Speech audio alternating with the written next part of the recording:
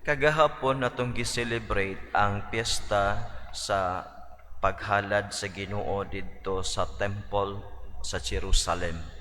Unya kadto siya pakighinagbo sa iyang katawhan, unya pagkonsagrar ni Jesus sa iyang kaugalingon for the mission. By entering into the temple, si Jesus iyang gihayagan ang katawhan. Unya karon ang iyang mga tinun-an iyang gipadala sa tinagurha alang sa usa ka misyon. Ilang misyon mao ang pagwali og ang pag-ayo. So dunay duha ka misyon nga gihatag: pagwali sa maayong balita og ang pag-ayo sa mga masakiton, ang pag-ayo sa mga giyawaan nga mga tao. Ang mga tinun-an nahimong mga sharers of the mission. Kay sa atong pagbunyag kanato, nahimo kitang sharer of the life of Jesus. Mao bitaw nga sa diyang pagsighid kanato sa lana sa krisma sa atong alipudhan, kita nakaambit sa pagkahari, pagkapari, pagkapropeta ni Jesus. So, from the beginning, sa atong childhood, sa atong pagkabinunyagan, kita mga sharers of the mission of Jesus. So kini nga atong pagtulunan karon, kini nga atong ebanghelyo nagpahinumdom kanato sa atong misyon. Ang misyon sa pagsangyaw, sa pagwali sa maayong balita. Kanang iwali maayong balita. Apan gipahimangnuan ni Jesus ang iyang mga tinun-an. Mingon siya, ayaw pagdala og pagkaon, ayaw pagdalag puntil ni kwarta, bisan gani extra t-shirts, ayaw pagdala. Nothing except what you are wearing. So mao na siya ang ipahimangno. Unya, ang butang ipasabot kanato nga kung mubuhat kita sa misyon, kung kita mosangyaw, kung kita muadto ang pag-ayo sa mga masakiton, full reliance on the mercy of God.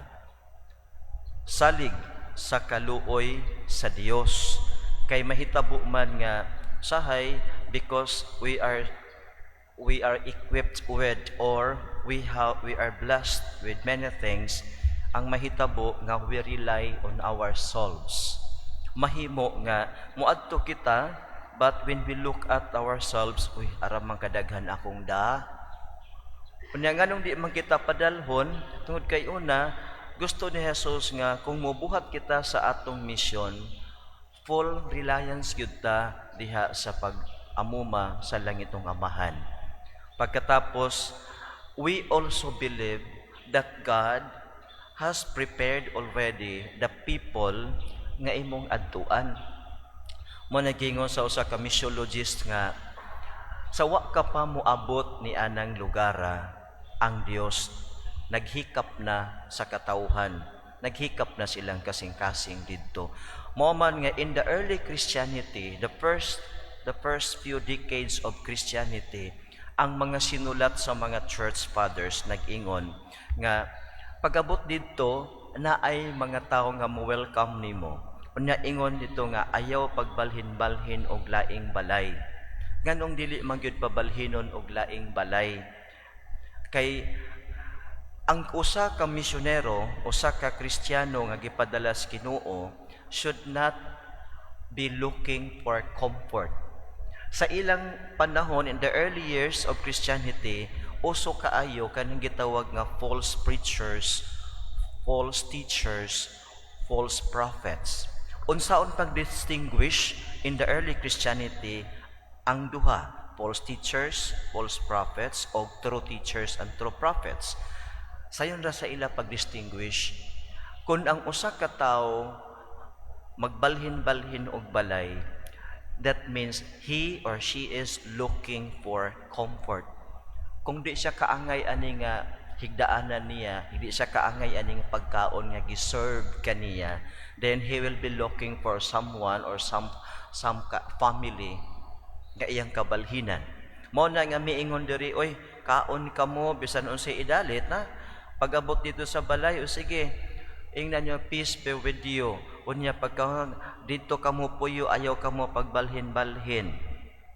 Kay, he is telling his disciples na, in your ministry, sa inyong pagsangyaw o sa inyong pag-ayo sa mga masakiton, be ready to experience uncomfortable things or discomfort sa imong kinabuhi. Kay ang misyonero dili di ay mangita og all comforts. Because there are people there nga githikap sa Ginoo, these people will provide you the most that they can afford. But do not be looking for comfortable life. Kay mao di na ang Ginoo gani nga siya man ang atong tinubdan sa atong misyon, ing gani siya nga ang anak sa tao wala gani balay nga katulgan. May gani ang mga milo kay naay lungag nga ilang katulgan, ang mga langgam na ay mga salag nga ilang katulgan, apan ang anak sa tao walay iyang kapahulayan. So we share that mission of Jesus. We share also the life of Jesus. So remember, when we go somewhere, when we bring the gospel, when we preach healing, let us always remember, along the way, there are people nga gihikap sa Ginoo to facilitate and to help your mission. But along the way also, naapoy gitawag natong mga discomforts sa kinabuhi. When discomforts come, then let us all place our trust in the Lord, in the providential care of our Father. Manindog kitang tanan mga kaigsuunan ug ato karon nga ipadangat sa Ginoo kining atong mga pangaliya. Gidapit kita sa Dios Amahan aron pagsangyaw sa maayong balita sa kaluwasan. Busa magampo kita nga iya unta kitang hatagan sa grasya sa pagkamakanunayon, pagkamaunungon diha sa pagsunod sa iyang misyon og sa pagpuyo niini diha sa atong kinabuhi og moingon kita, Ginoo, dungga kami.